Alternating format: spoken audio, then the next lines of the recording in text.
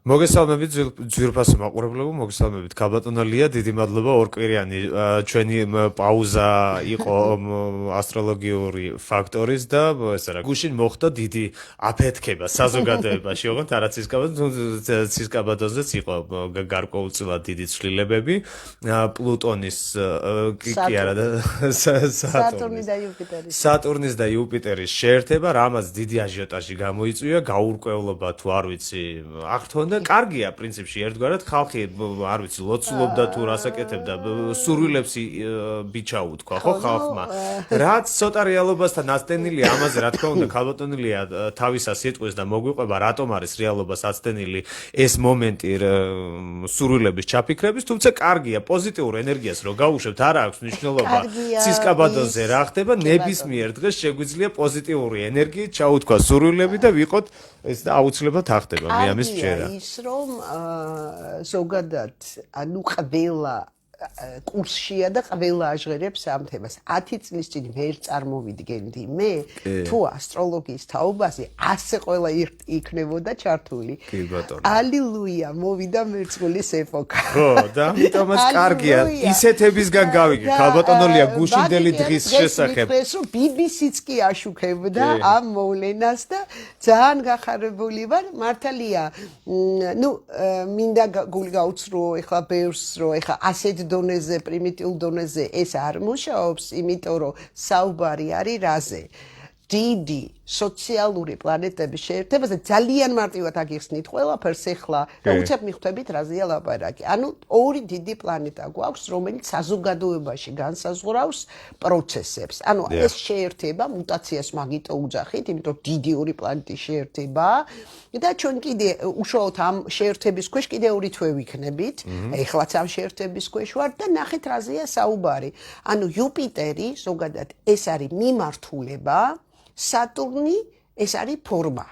ესე იგი გამოდის რომ ამ შეერთებაზე იდება საზოგადოების განვითარების ფორმა, ხო, სხვა ფორმა, ციკლი, ახალი ციკლი საზოგადოების განვითარების. და რაზეა ეს ყველაფერი? მართლაც ეს შეერთება უნიკალურია იმ თვალსაზრისით, რომ ბოლო 100 წლის განმავლობაში, გარდა 80 წლის, 1980 წლისა და ამას ცალკე გამოვყოფ მე, მუტაცია სულ ხდებოდა მიწის სტიქიაში. ანუ საზოგადოების განვითარება მიდიოდა მიწის სტიქიის ეგიდის ქვეშ და ამას აგიხსნით რა არის. ხო და ეხლა რაც მუტაცია მოხდა და კიდე ბევრი აწლეული ჩვენ გვექნება ჰაერის სტიქიაში. ანუ გამოდის რომ ჩვენ გადავდივართ თემიდან თემაზე, საზოგადოება გადადის და ცხადია თითოეული ადამიანი. ანუ თუ ამ მომენტამდე ზოგადად უმეტესი ადამიანის მიზნები მიმართული იყო მატერიალურ რესურსებზე, ხო, მიწის სტიქიაზე. ანუ ეხლა ჩვენ გადავდივართ ჰაერზე, ანუ რა უნდა ვისწავლოთ ამ სტიქიაში? ნუ პირველ რიგში კონტაქტი და საინფორმაციო სივრცეში მუშაობის უნარი. ამას განვავცობთ, ანუ აგიხსნით ყველაფერს, ანუ თუ ადრე წინა 20 წელი ჩვენ მივმართავდით ჩვენი მიზანი იყო მატერიალური რესურსის დაგროვება, ხო? დაგროვება იყო მთავარი, დავაგროვო, გავამყარო ჩემი ყოფიერება. ეხლა ბევრი წლის განმავლობაში საზოგადოების ამოცანა იქნება ძალიან საკმაოდ რთული გასაგებად. ეს არის ცნობიერების განვითარება. რა არის ეს ცნობიერების განვითარება? ეს არის უნარი ვიაზროვნო დამოუკიდებლად, აღვიქვა გავაცნობიერო ის, რაც ხდება ჩემს გარშემო და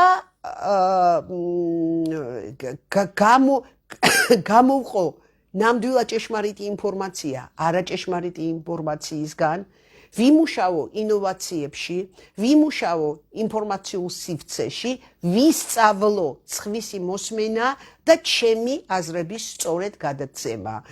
და ჩვენ ამ ეპოქისკენ მივდიოდით, მე გეტყვით, ბოლო 40 წელი დაწყებული 1980 წლიდან, აი 1980 თუ ბოლო 100 წელი გარდა 1991 წლის დასაწყისში მოხდა მუტაცია ჰაერის ნიშანში. და ეხლა მოგიყვებით რა იყო იმ პერიოდში, რასთან იყო ეს დაკავშირებული და ეგრევე მიხვდებით, რასთან იქნება დაკავშირებული დაახლოებით, უпростоრეთ მიხვდებით მომავალი 20 წელი. 20 წელი. ანუ ესე იგი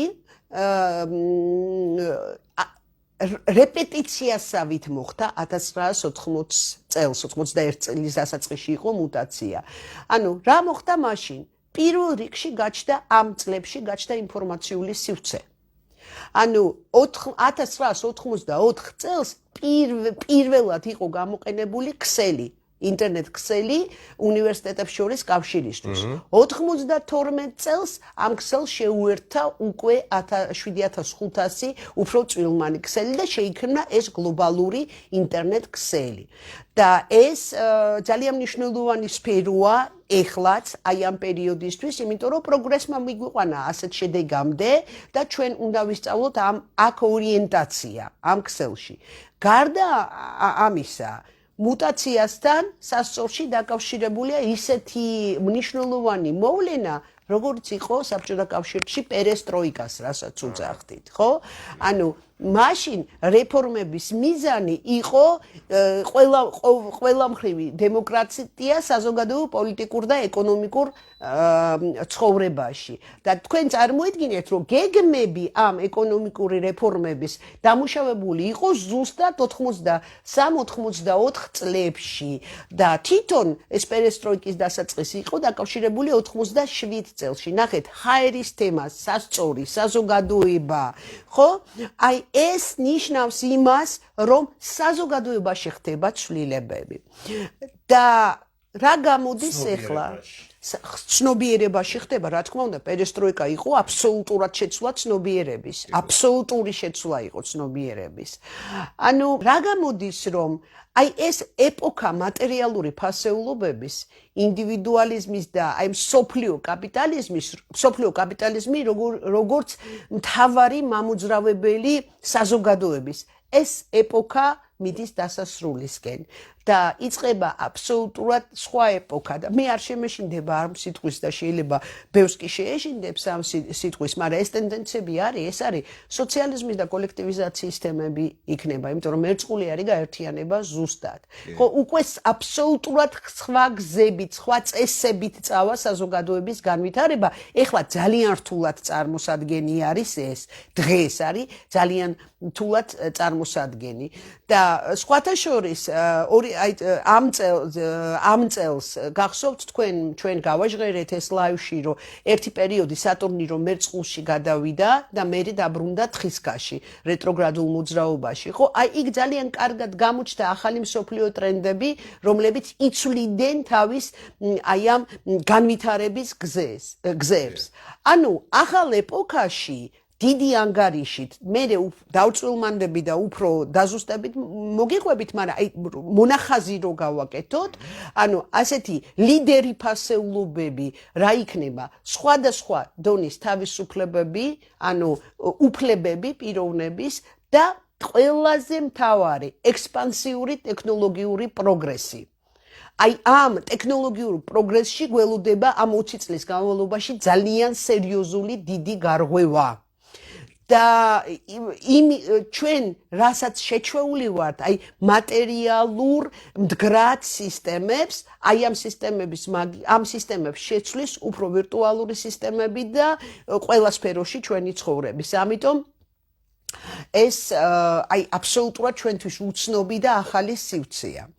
და აი ამ ციკლის განვითარების კანონებით რო ავიღოთ ეხლა დღეს რაც გვაქვს ეს მუტაცია ჩვენ ვართ ნულოვან წერტილში სასტარტო წერტილში როგორც წესი ეს ეპოქიდან მუტაციით ეპოქიდან ეპოქაში გადასვლა არაფერ მოვლენებთან ხილვად მოვლენებთან არ არის დაკავშირებული ყოველთვის ძალიან რბილად ხდება გადასვლა ეხლა ჩვენთან რო არ მოხდა ასეთი რბილი გადასვლა ეს იყო დაკავშირებული პლუტონთან თხისქაში თორე სხვა შემთხვევაში ხო ისტორიის მანძილზე ეხლა ეპოქალური ასეთი ცვლილებები 20 წლიანი ხო არ არის არაფერ რაღაცა კატასტროფულ მოვლენებთან დაკავშირებული ეხლა უბრალოდ ეს 2020 წელი განსაკუთრებულად რთული წელი იყო და რატო ამასაც მილაპარაკია და კიდევ ერთხელ გავიმეორებ ეს არის ბუნებრივი გადასვლა ანუ ციკლიდან ციკლზე და რა თქმა უნდა ვემზადებოდით ამ ჩვენ გადასვლისთვის ბოლო 5 წელიწადია რატო იცით იმიტომ რომ სატურნი იუპიტერი ხო გადის თავის სტადიებს ხო და აი როდესაც იყო ბოლო კვადრატი სატურნსა და იუპიტერს შორის აი უკვე იქიდან დაიწყო მომზადება ამ ყველაფრის ეხლა რასთან იქნება დაკავშირებული ჩვენი კონკრეტული ადამიანის შედეგები და რა შეიძლება მიაღწიოს დაუშვათ ხო აი ამ პერიოდში იქიდან გამომდინარე რა მოთხოვნები აქვს ციკლს ესე იგი ბევრი რამე არის დამოკიდებული იმაზე რას აკეთებდა ეს ადამიანი ეს ბოლო 5 წელიწადი მატერიას აგროვებდა თუ ცნობიერებას არ ვითარებდა, ანუ განათლებას იღებდა, ცოდნას იღებდა, იმიტომ რომ ცოდნა საბოლოო ჯამში გადადის ცნობიერებაში, საბოლოო ჯამში. აი ის ადამიანები, რომლებიც იღებდნენ განათლებას, არ ვითარებდნენ თავის ცნობიერებას, ამ ადამიანებს დღეს აქვთ სერიოზული ბონუსი. შედარებით იმასთან, ვინც აგროვებდა მატერიას. იმიტომ რომ შინაარსი ამ ეპოქის არის ის, რომ ვისწავლოთ ურთიერთობა და მუშაობა მერწყულთან, ანუ ინფორმაციასთან ვისწავლოთ მუშაობა და ის ადამიანები, რომლებიც ცდილობდნენ რომ დაეგროვებიათ და ეს მატერია არა მარტო დაეგროვებიათ, არამედ არ გაეშვათ ხელიდან, ხო? და ამასთან არ სწავლობდნენ არაფერს და არ იყვნენ ინფორმაციულ ველში, ამ ადამიანებს ექნებათ სირთულეები, იმიტომ რომ მიზანი არის შეცდომი პიროვნულ და მენტალურ დონეზე. მენტალურ დონეზე, ხო, იმიტომ რომ ცოდნა საბოლოო ჯამში აი რასაც ქვია აზრზე მოსვლა. ხო, აი მართალი ხარ, ხო, ეხა ვეღარ თქვი ასე, აზრზე მოდი ვეღარ თქვი, მაგრამ აი მაგალითად ჩვენ ასტროლოგებს გვიხარია, იმიტომ რომ მიუხედავთ იმისა, რომ ეხა გეტყვით ამ წელს რა პრობლემები იქნება, ჩვენ ასტროლოგები ვინც ვართ, ამ ენერგიებთან მუშაობთ, ცნობიერების განვითარებაზე ვმუშაობთ და ამიტომ აი ეს სირთულეები, რომელიც ამ წელს იქნება, მე არ დაგიმალავთ, რომ არ იქნება სირთულეები, მაგრამ ჩვენ ნაკლებად გვეხება ეს, იმიტომ რომ ზუსტად მაგ თემებში ვზივართ. სულ, როდესაც მატერიის დაგროვება იყო ჩვენ ამ თემებში ვიჯექით. ანუ ჩვენც იმ პერიოდში ჩვენ არ ვიყავით რეზონანსულები სამყაროსთან, იმიტომ რომ მაშინ კუროს პერიოდი იყო და ჩვენ კიდე ცნობიერებასთან ვმუშაობდით. მაგრამ როგორც იქნა მოვიდა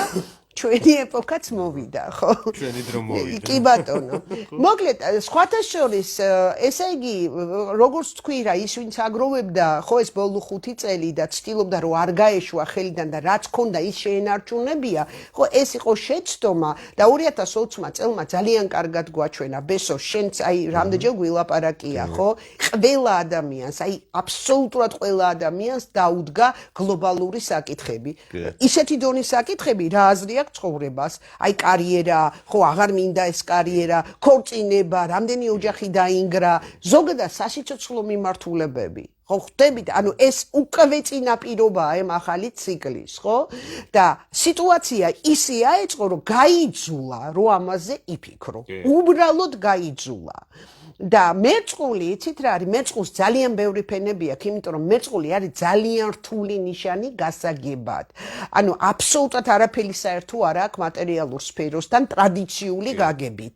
განა ის მერწყულის თემები ჩვენ არ შეგვიძლია რომ ფული ვიშოვოთ. კი, მაგრამ სპეციფიკა აქვს მერწყულს. შენ თუ არ ხარ ინფორმაციულ სივრცეში და შენ თუ არ ხარ მერწყულულ თემებში, ცოტა გაჭირდება. ტრადიციული გაგებით, ხო, ის მატერიასთან არ არის დაკავშირებული, მაგრამ თავისი ხერხები აქვს აი ამ თემაზე მუშაობის. და ჩვენ უნდა მაგალითად არის ჩაციკლული ფინანსებზე უფრო მეტად და ორიენტირებული მერწყული ხო კი ბატონო ჩვენ უბრალოდ იმისთვის რომ კარგად გავიგოთ მერწყულის კონცეფცია უნდა გავიგოთ ზოგადად იმიტომ რომ რთული ნიშანია მერწყული და ძალიან დიდი სპექტრი აქვს მერწყულს ხო ჩვენ გვაქვს ეს ინგრესია მერწყულის პირველ გრადუსში ანუ ყველაზე დასაწყისში აი თვითონ ეს ფაქტი რომ ეს ინგრესია მოხდა პირველ გრადუსში უკვე საინტერესოა იმიტომ რომ ჩვენ მოგვიწევს ზედმიწევნით მერწყულის თითო გრადუსის გავლა ანუ მთელი ნიშანი ინგრესი ანუ ამ მუტაციის მერე უნდა გავიაროთ მთელი ნიშანი შესაბამისად ყველა გრადუსი უნდა შევისწავლოთ და ეს კიდე ნიშნავს რომ მივიღებთ ძალიან ბევრ ახალ რაღაცებს რომელსაც ძალიან ბევრი ხალხი ასე თავისუფლად და მარტივად ვერ აღიქვავს აი სატურნი რომელიც ეხლა იუპიტერს შეუერთდა გუშინ ხო პირველ გრადუსში 2 წელიწადნახევარი იქნება მერწყულში და როდესაც სატურნი შედის რამე ნიშანში და იქ 2 წელიწადნახევარია ხოლმე ნიშანში ის გამოყოფს გარკვეულ და გამოსახავს გეუბნება გარკვეულ სირთულეებს და დაბკოლებებს იმიტომ რომ სატურნი არის მასწავლებელი ოღონდ ისეთი მასწავლებელი კი არა რომელიც გასწავლის რა კარგი ბიჭი ხარ და ხელს გადაგისმევს არამედ ისეთი რომელიც შეზღუდვებს გაძლევს იმისთვის გაძლევს ამ შეზღუდვებს რომ შენ ბევრი შრომა ჩადო იმ სფეროში და საბოლოო ჯამში გახდე იმ სფეროში პროფესიონალი ხო და რაში უნდა გავხდეთ ეს პროფესიონალები ნუ ვიცით ჩვენ ყველამ ვიცით ტრადიციული მერწყულის სიტყვები ეს არის თავისუფლება დემოკრატია, თავისუფალი ინფორმაცია, თავისუფალი ურთიერთობა, თავისუფალი საზოგადოება. მაგრამ ძალიან ბევრ ადამიანს ეს არასწორად ესმის.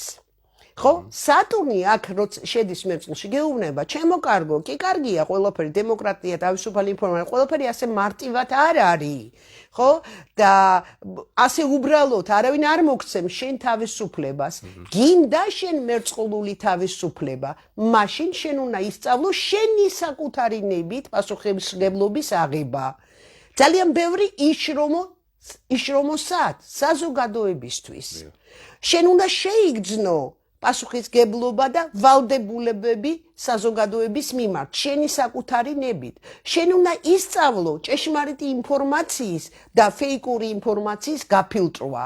ეს უნდა ისწავლო, თორე სხვა შემთხვევაში და რაც მთავარია, შენ შენი ნებით უნდა აიღო პასუხისმგებლობა საზოგადოების წინაშე. ანუ სამოქალაქო საზოგადოებაზეა საუბარი, ხო? სხვანაირად მივიღებთ სრულ ანარქიას როგორც საზოგადოებაში და დამეჯერეთ ასევე პირად ურთიერთობებში. სრული ანარქია და ეს არ არის კარგი თემა. ესე იგი, ამიტომ სწორედ უნდა გავიგოთ მერწყულის თავისუფლება. მერწყულის თავისუფლება არ არის დაკავშირებული ანარქიასთან. არ არის დაკავშირებული იმასთან ვისაც რას უნდა იმას ილაპარაკებს, ხო დემოკრატია გვაქვს. ანუ ეხლა თავისუფლება აღქმულია როგორც ლანძვაგინების 2 წელიწადნახევარში ზუსტად ეს უნდა დაალაგოს. ეს უნდა დაალაგოს რომ კი ბატონო სიტყვის თავისუფლება, მაგრამ რაღაც წესები არ უნდა დაარღვიო. აი ამის დაბალანსება მოხდება. და თვითონ მერწყული ძალიან პროგრესული ნიშანია და რაღაც ლოკალურ თემებზე აქცენტირებას არ ვერ იტანს და სატურნი ახლა მერწყულში გვეუბნება იმაზე, რომ ჯერ საზოგადოება არ არის მზად, რომ ბოლომდე მიიღოს მერწყულის იდეა. საზოგადოება ჯერ ინერციით ცდილობს, რომ შეინარჩუნოს ძველი თემები და ჯერ უმეტესი ნაწილი საზოგადოებისთვის გაუგებარია ეს მერწყულის პროგრესული იდეები, რომელსაც შემდგომში შემოგთავაზებს მერწყული. ეხლა ჯერ სულ დასაწყისში ვარ, ჯერ ამ ცვლილებებს ჩვენ ასე მარტივად ვერ დავინახავთ და სატურნი 2 წელიწადნახევარი ჩვენ გვამზადებს, რომ მოვა ჩვენ ცხოვრებაში ცვლილებები, რომელიც ჩვენზე არ იქნება დამოკიდებული და ეხლავე დაიწყო დატესტვა ადამიანების. იმ ადამიანების და გამოყოფა საზოგადოებაში ეს არის რაღაცა, აი წარმოიდგინეთ რა, საზოგადოებაა და სატურნი რაღაცა სიტუაციებში გვაყენებს და გამოყოფს იმ ადამიანებს, ვისაც შეუძლია რომ აღიქვას მეწყული სიდია, ვისაც შეუძლია რომ თავისი პირადი მატერიალური ინტერესები დააყენოს უკან და წინ წამოწიოს საზოგადოებრივი ინტერესები და პოტენციურად აი ზუსტად ეს ადამიანები, რომელსაც ეს შეუძლია, პოტენციურად ამ ადამიანებს შეუძლიათ მაღალი საზოგადოებრივი ცნობიერების განვითარება და ყველაზე თავარი რაც უნდა გაიგოს საზოგადოებამ რომ მეწყულის თავისუფლება მეტყველებს იმაზე არ მეტყველებს ისევ ვიმეორებ რომ ყველა მილაპარაკოს რაც უნდა ეს არ არის მაგაზე ეს არის თავისუფლება და კანონები დაარღვიოს და თქვას რომ ეს არის თავისუფლება არა მეწყულის თავისუფლება მეტყველებს იმაზე რომ ადამიანი ცხოვრობს თავისუფალი და თავისუფალ საზოგადოებაში მაშინ, როცა თავისი საკუთარი ნებით იცავს წესებს, იცავს საზღვრებს, როცა ის კარგად გძნობს, ბუნე იმდენად განვითარებულია, რომ კარგად გძნობს თავის საზღვრებს და სხვის საზღვრებს. აი ამაზეა, ეს ძალიან რთულია ასახქმელად რა და ეს და რაც მთავარია, ეს ხდება არა იმ დონეზე, რომ ადამიანს ეშინია სასჯელის, არამედ ცნობიერების დონეზე. ხვდებით რა როგორი რთული ამოცანა? რომ საზოგადოებისთვის, არა მარტო საქართველოსთვის, ხო, მთელ მსოფლიოსთვის არის ეს ამოცანა, ხო? ანუ განვავითაროთ ცნობიერება ისე, რომ დანაშაული არ ჩავიდინოთ, არა იმის გამო, რომ დაგვჯიან, არამედ იმის გამო, რომ ჩვენი ცნობიერება არის აი ასეთი ამაღლებული. მაშინ ჩვენ შეგვიძლია ვიცხოვროთ თავისუფლად.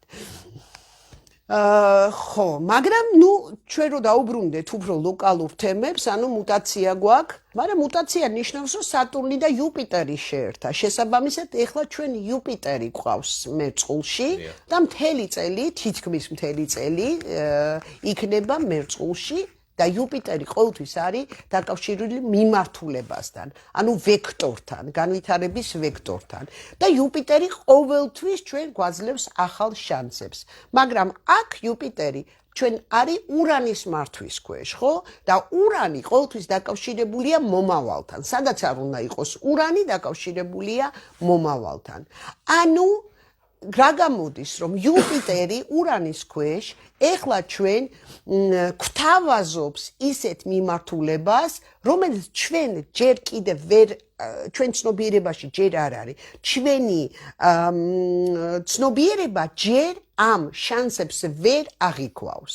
ანუ კონტურებიც არ აქვს იმ პროგრესის, რასაც ჩვენ გვთავაზობს ეხლა იუპიტერი. მაგრამ მაინც ის ჩვენ გვთავაზობს.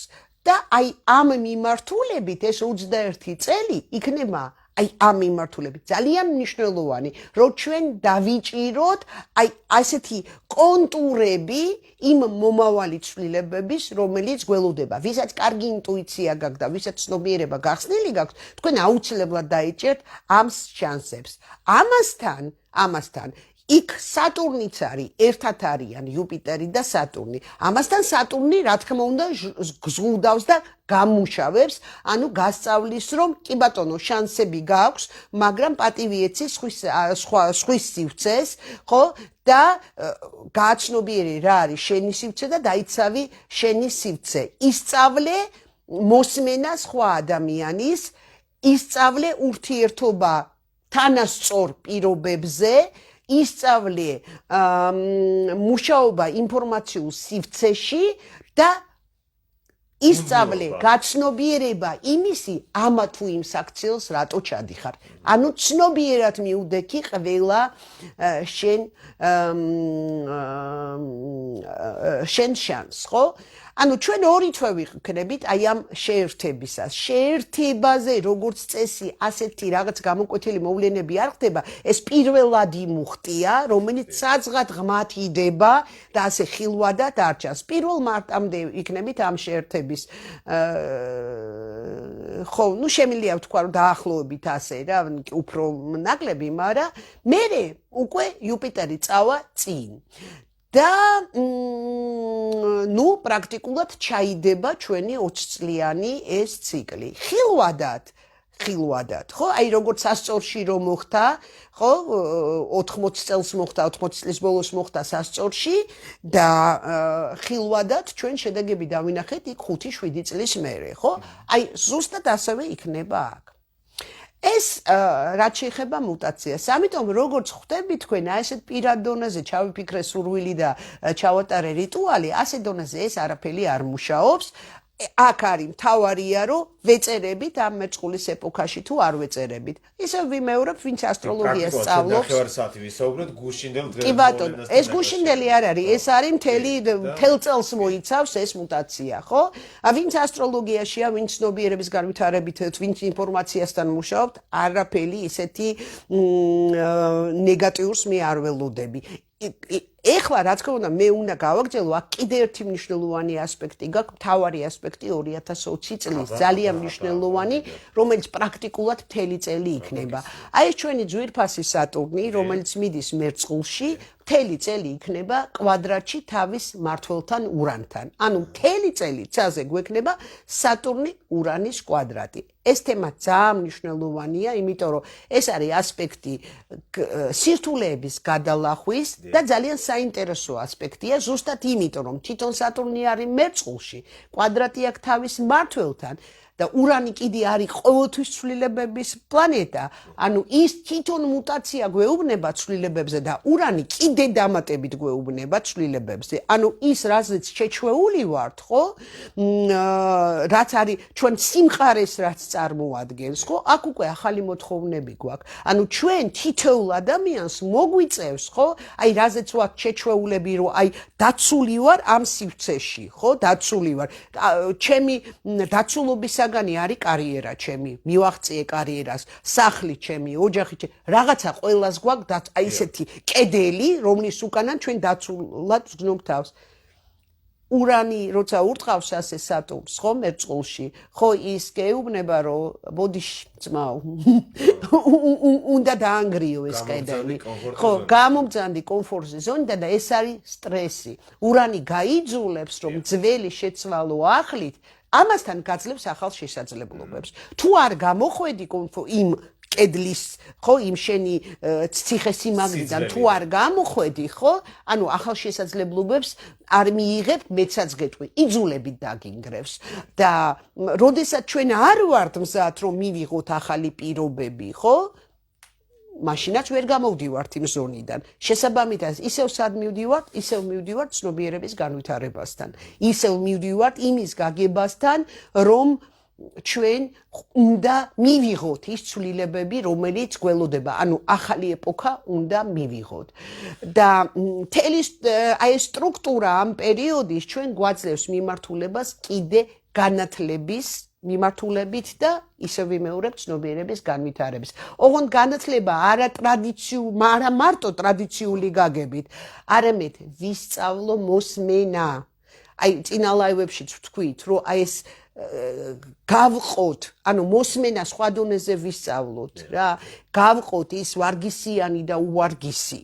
ჭეშმარიტი და არაჭეშმარიტი, მოსმენა და აღქმა, პროგრესული, საჭირო და ახალი გამოვყოთ ხო იმისგან რაც არის მცდარი და ამიტომ ცალკეული ადამიანებისთვის არ დაგიმალოთ ყველასთვის არა ცალკეული ადამიანებისთვის სატურნი ურანის კვადრატი იქნება ძალიან დამანგრეველი იმიტომ რომ ყველა ადამიანი არ არის მზად რომ ეს ცვლილებები მიიღოს ანუ ახალი პირობები რომ მიიღოს არ არის მზად ანუ ის ადამიანები რომლებიც ვერ მიიღებენ აი ამ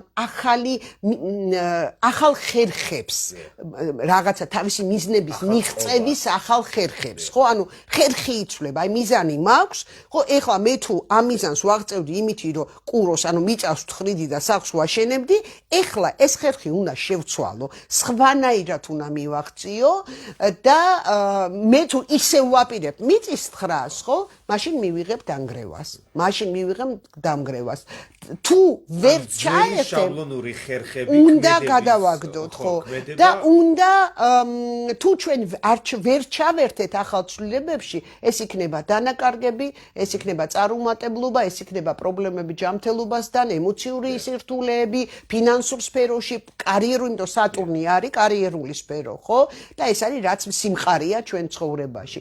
ანუ მთავარი ამოცანა არის სამყარომ უკვე შემოგთავაზა ქაბუტონლია. ნახეთ, ეხა ციფრული ეპოქა, ხო? ვირუსთან, კორონასთან დაკავშირებით. უკვე ხო, მაგასთან არის, კი, მაგასთან არის დაკავშირებული. აი რაღაცები ეხა რომ ჭირდება ხო მაღაზიებთან ურთიერთობა, სულ სხვა სიტუაცია. აი მაგალითად მე რომელმა ბიზნესმაც ვერ აუწყო ეხლა ამ სიტუაციას, ფეხი ის ჩავარდა, მოკდა რაღაცა პერიოდში, სანამ არ გამოჩნდა. აი ნახეთ, ეხლა როგორ ელემენტარულ დონეზე ხდება. მაგალითად, მე ძალიან აქტიურად მუშაობ ინტერნეტ სივრცესთან. ძალიან აქტიურად ყოველთვის მიყვარდა, იმიტომ რომ მე სატურნი მერწყულში მყავს თვითონ.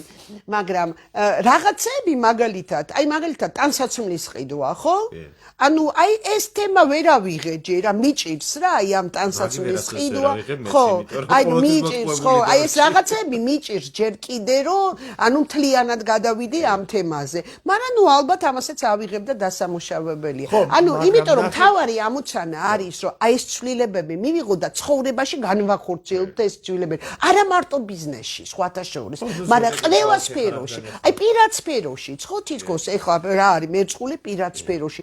რაზე მეუბნება რომ რაზე გეუბნება რომ ურთიერთობები ოჯახში უნდა შეიცვალოს, ხო? ბავშვებთან ურთიერთობები უნდა შეიცვალოს. საზოგადოებრივი ურთიერთობები უფრო თანასწორი, უფრო დემოკრატიული გახდეს, ხო? ეს პატრიარქალური დაუშვათ ურთიერთობები ვისაც იყო, ვისაც ქონდა დარჩენილი, ის უნდა მოისპოს და სხვა ტიპის ურთიერთობები ეს ეხება ყველა სფეროს აბსოლუტურად თუ კი რამე არსებობს და ნუ ამ ასპექტის მოქმედება რა თქმა უნდა მთელი წლის განმავლობაში მუდმივი არ იქნება, იმიტომ რომ ასპექტი ხან ერთდება, ხან ხო, ხან სწორდება, ხან ეს არის და სულ იქნება ეხლა გეტყვით უნდა წავიკითხო, აღარ მახსოვს, ანუ 1 იანვარი 8 აგვისტო ეს იქნება და 21 ოქტომბერი, 31 დეკემბერი აქტუალური როცა იქნება. გასწორდება ეს ასპექტი. ეხლა ქართულად გითხარით 1 იანვარი რას? 1 იანვრადიდან 8 აგვისტომდე აქტუალური ეს სატურნი ურანის კვადრატი, რაზეც ვლაპარაკობ. აქტუალური იქნება მთელი ეს პერიოდი. 21 ოქტომბრიდან 31 დეკემბრამდე აქტუალური იქნება. მაგრამ არის პერიოდები, დღეები, როცა კულმინაციაში ადის ეს ასპექტი. ყველაზე ძლიერი გავლენა როცა არის. ეს არის 17 თებერვალი, 15 ივნისი, 24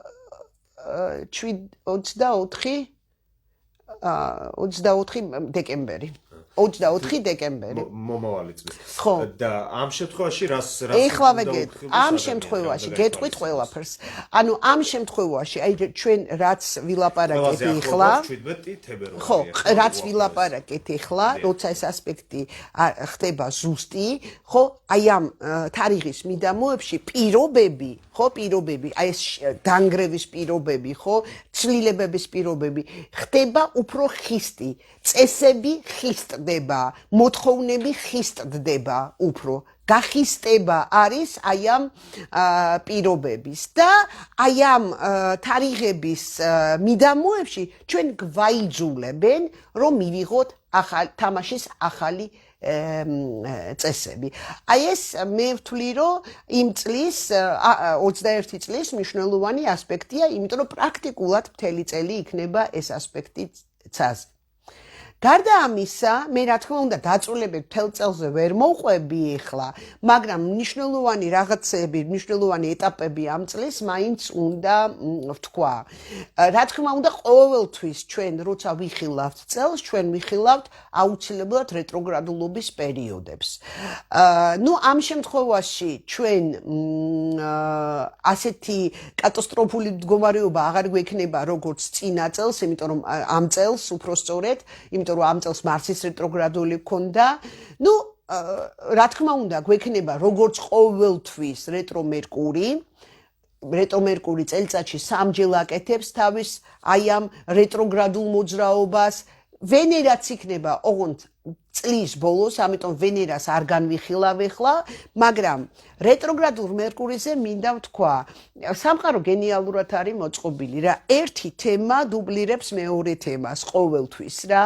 ისე ჰარმონიულად არის სამყარო მოწყობილი.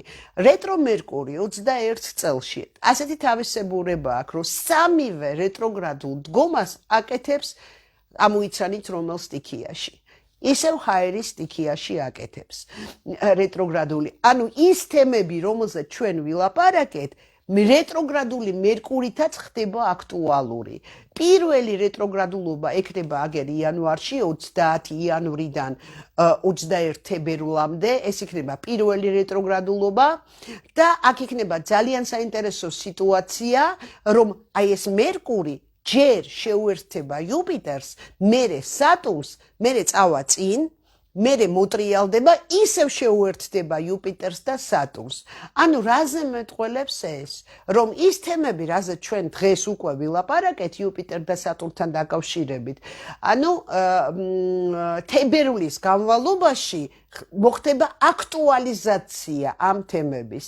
ანუ გადასვლა ურთიერთობის ახალ დონეზე, ახალი მიმართულებების შემოსვლა ბიზნესში და ახალი გზები ცნობიერების განვითარების.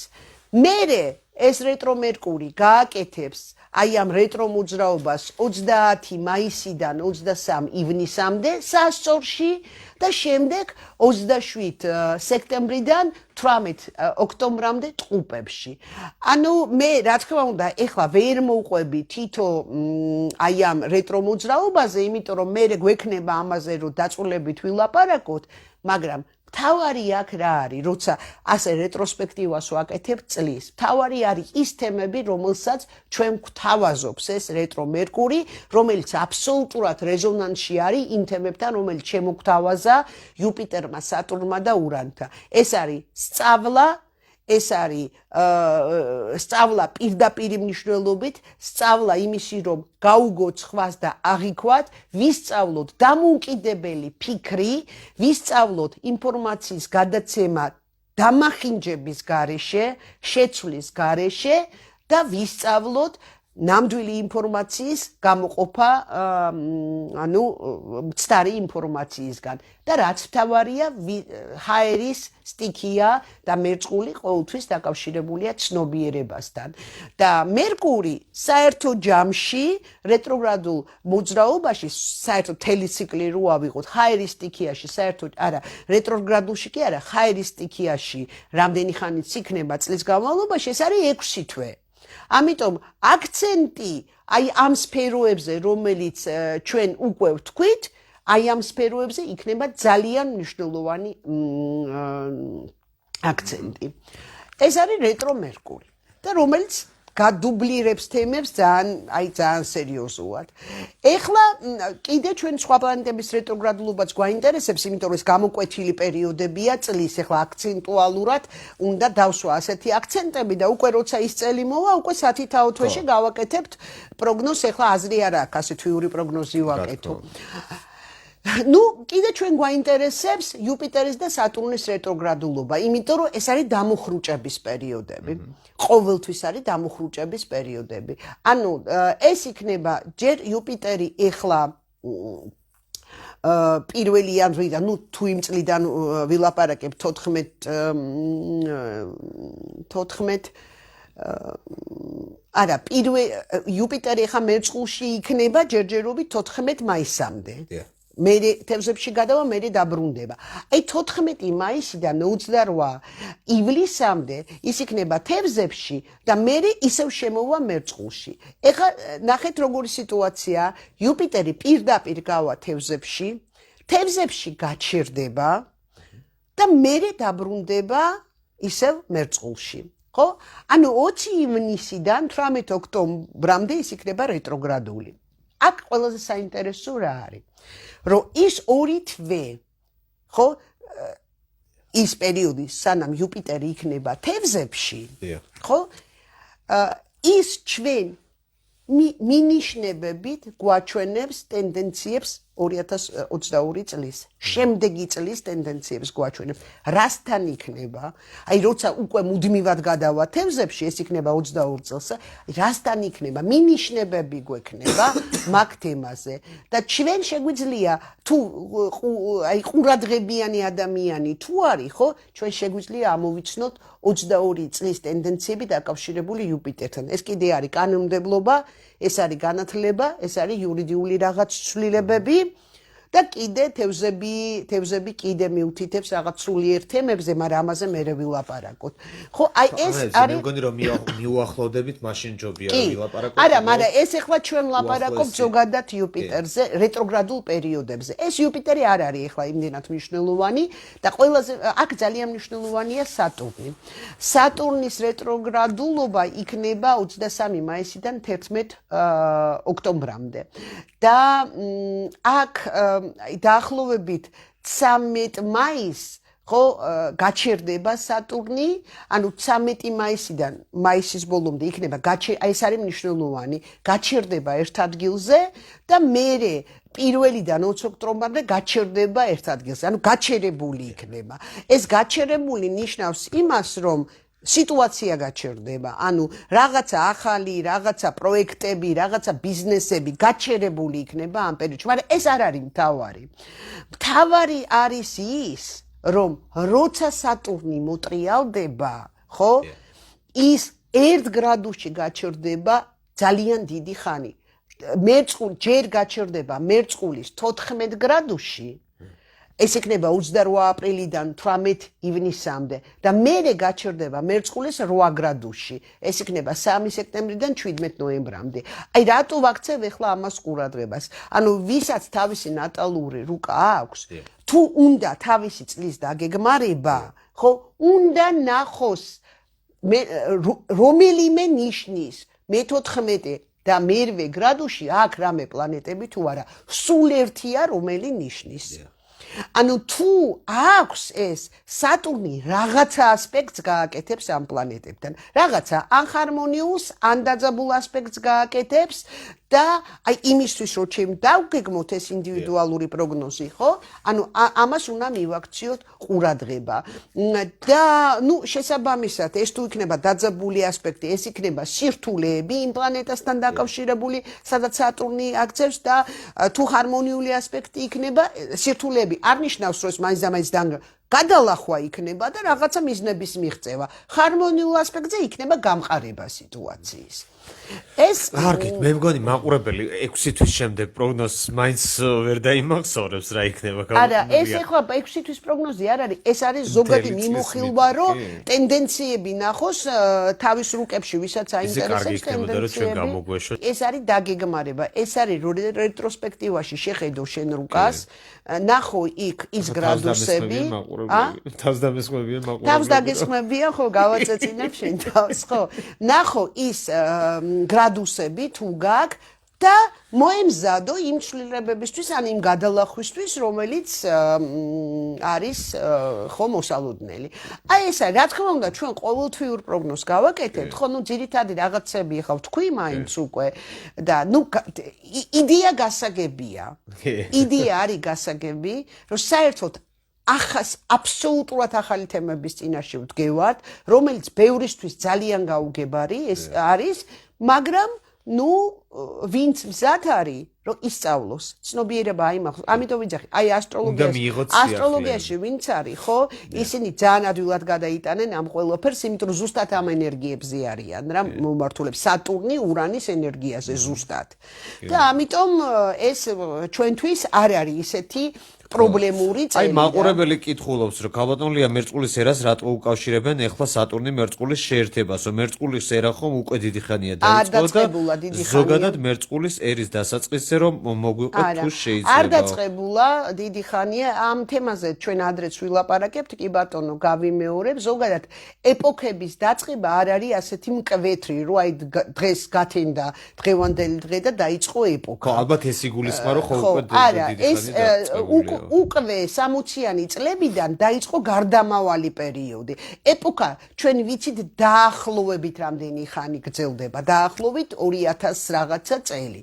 დაახლოებით დაახლოებით რამდენი ხანი, იმიტომ რომ ეპოქალური ასეთი ცვლილებები და მონიშნა არის დაკავშირებული პრეცესიის ღერძთან. ანუ დედამიწის ღერძს აქვს ვირტუალურ ღერძს, ხო, სიმბოლურ ღერძს, აქვს დახრა ასეთი, დედამიწა ტრიალებს ერთი მიმართულებით, ეს ღერძი ტრიალებს მეორე მიმართულებით და აი ასეთ მოძრაობას აკეთებს კიდე და მიმართულია გარკვეულ ზონაში.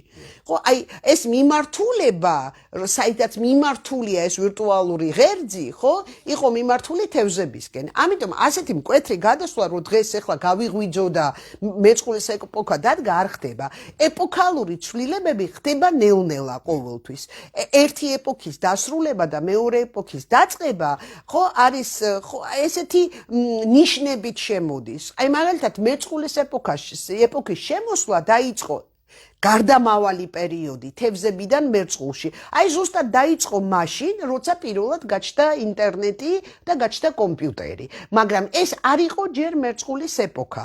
ეს იყო ჯერ გარდამავალი პერიოდი. აი ნამდვილი, იმიტომ უკავშირებთ ჩვენ, რომ სასტარტო წერტილი უშუალოდ საზოგადოებაში როდის შემოდის ეს მერწყულის თემები ხილვადად, ხო ზუსტად ეხლა ხდება ეს. და მანამდე ყველაფერი რაც იყო, ეს იყო მოსამზადებელი პერიოდი. ეს იყო გარდამავალი პერიოდი, როცა სრულდება ერთი ეპოქა, არ არის ჯერ დასრულებული, მაგრამ მეორე ეპოქა იწყება, მაგრამ სრულად არ არის დაწყებული.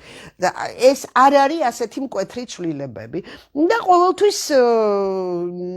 ყოველთვის ახლა ეპოქალური ცვლილებები და გარდასვლები ყოველთვის აი ასეთ მღელვარე სიტუაციებთან არის დაკავშირებული, როგორც მივიღეთ წელს.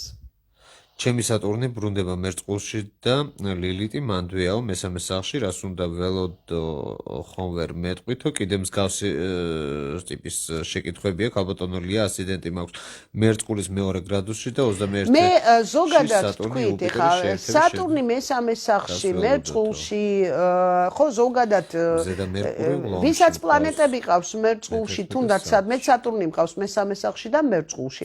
აგერ მშვენივრად ვზივარ ასტროლოგიაზე და ასე რას უნდა ველოდო არ შემიძლია, იმიტომ რომ მე უნდა ვიცნობდი ადამიანს რა დონეზე ცხოვრობს, ხო, რა სადახორციელებს ამ თავის სატურნს. ამიტომ ასე რას უნდა ველოდო, ეხლა ეს ისევ ხედავთ, ისევ კითხვები არის ცნობიერების ამაღლებასთან. ანუ ჩვენ აქ თქვენი მონაწილეობის გარეშე, ასე მე ვერ შევძლებ პასუხების გაცემას იმაზე, რას უნდა ველოდოთ. ანუ რაც თქვი, გაითვალისწინეთ ეს, ვისაც პლანეტები ყავთ მერწყულში, თქვენთვის უფრო გაცილებით ადვილი იქნება ამ მერწყულის თემის განსაკუთრებით პირადი ან სოციალური პლანეტები, თუნდაც სატურნი, ხო? თუ პროფესიულად იღებთ ამ მერწყულს, პროფესიულად ხართ ამ სფეროებში, გაცილებით ადვილად აიღებთ იმ ცვლილებებს, ვიდრე სხვა ჩვეულებრივი ადამიანები. ამიტომ ისწავლეთ, აიმაღლეთ თქვენი ცნობიერება, მიიღეთ ცოდნა და გექნებათ ბონუსები მომავალ ეპოქაში. რამდენი ხანი გრძელდება მერწყულის ეპოქაო და შემდეგი ეპოქა რომელ ნიშანში იქნება? ეხლა პატარა ეპოქებზე თუ ვილაპარაკებთ, ეს არის 20 წლიანი ციკლები. სუხაერის სტიქიები იქნება მერე. 20 წლიანი ციკლებია, მაგრამ როგორც დიდ ეპოქაზე თუ ვილაპარაკებთ, ხო, დიდი ეპოქა 2000 წელზე მეტია.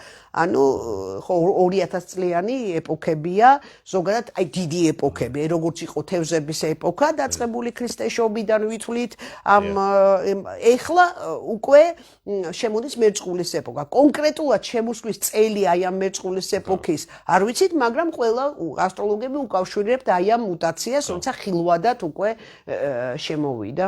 კარგით, პრინციპში მაშინ ჩვენ დროა დავასრულოთ ეთერი, მეგობრებო, შედით ასტროლოგია ჯეზე, აგეთ თქვენი რუკები, ბესომ კი არ იმას მიქნა, რა ქვია, უნდა გაგაწეცინოთ ბესო. იმიტომ რომ უმაღლეს პლანეტებზე არ მომაყოლინა. ნუ კარგი, შემდეგ მე დამადანაშაულებთ, რომ საათნახევარი ეთერში მოვყავებთ და არ მისჯებთ და რა გავაკეთოთ. კარგი. კარგად ერთი იყავით ფედერაცია. მოკლედ დაგეშვიდობებით, იმედია რომ სასარგებლო რჩევები იყო და მიიღეთ თქვენთვის მომავალი წლის დასაგეგმად. ჩვენ კიდე ყოველ სამშაბათს დაგიბრუნდებით ხოლმე ლაივებით. საინტერესო მით უმეტეს ახლა რაც უფრო ახლოვდება წელი, მომავალი წელი, უფრო საინტერესო გახდება ჩვენი ლაივები და უფრო საინტერესო იქნება თქვენთვისაც მოსასმენად. ასე რომ დაგველოდეთ ყოველ სამშაბათს, გამოიწერეთ ჩვენი YouTube არხი, ასევე Facebook-ის გვერდი, დაგვილაიქეთ, მოგვიწოდეთ, მოგწერეთ ქალბატონ ლიასაც და მოკლედ ყველას გელით და გემშვიდობებით. მომავალ შეხვედრამდე.